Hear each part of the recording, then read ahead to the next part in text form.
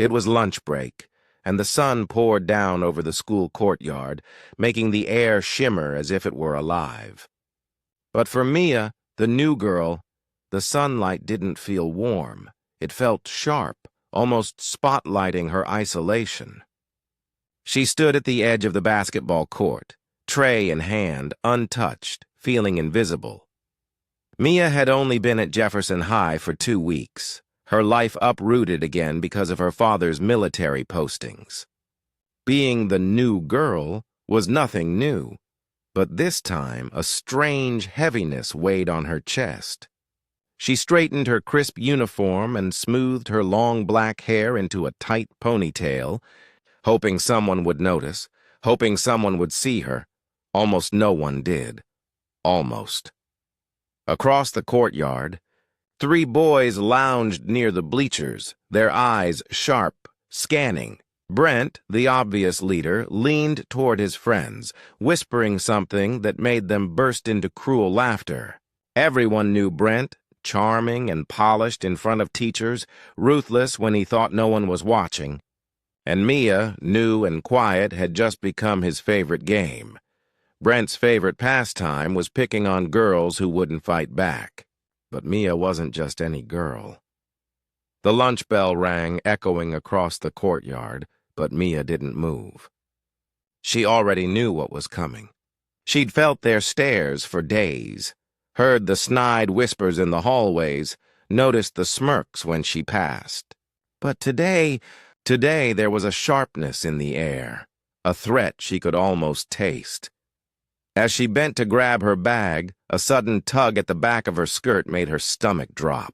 Her heart thudded violently against her ribs.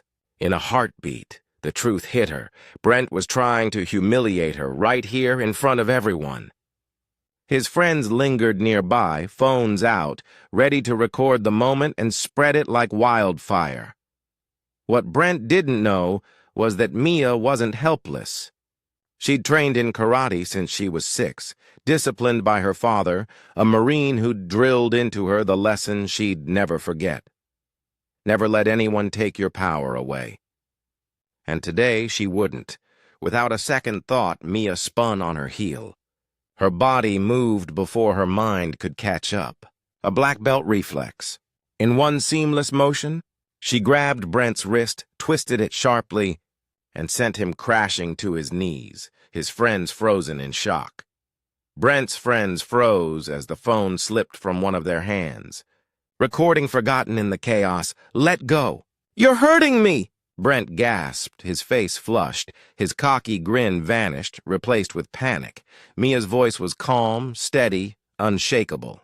"You tried to humiliate me. That's assault." Her eyes locked onto his, fierce and unwavering.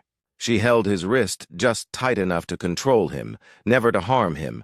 Her power wasn't just in her body, it was in her mind.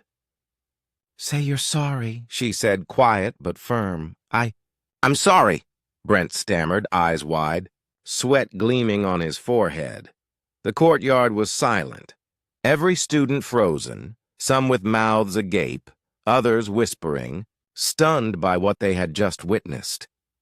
Mia finally released his wrist and stepped back, her posture calm, almost regal.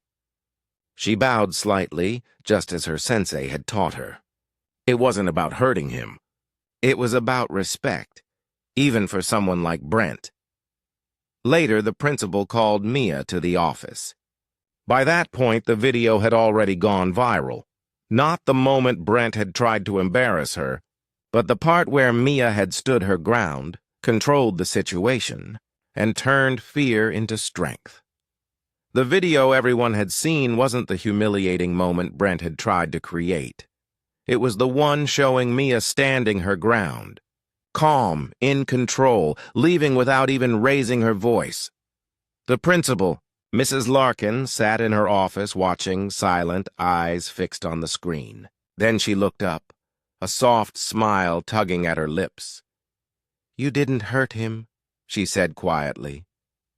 "No, ma'am," Mia replied, steady and composed. "I only stopped him." Mrs. Larkin nodded, pride shining in her eyes. "I'm proud of you. for standing up for yourself and for showing real control.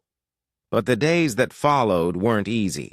Mia still felt the weight of stares in the hallways, whispers following her every step.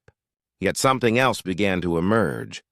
Girls who had suffered in silence before approached her quietly, thanking her for having the courage they wished they had.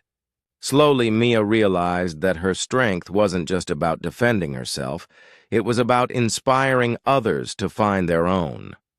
And in that moment, she understood something vital. Courage isn't about being fearless. It's about acting with integrity even when fear is all around you.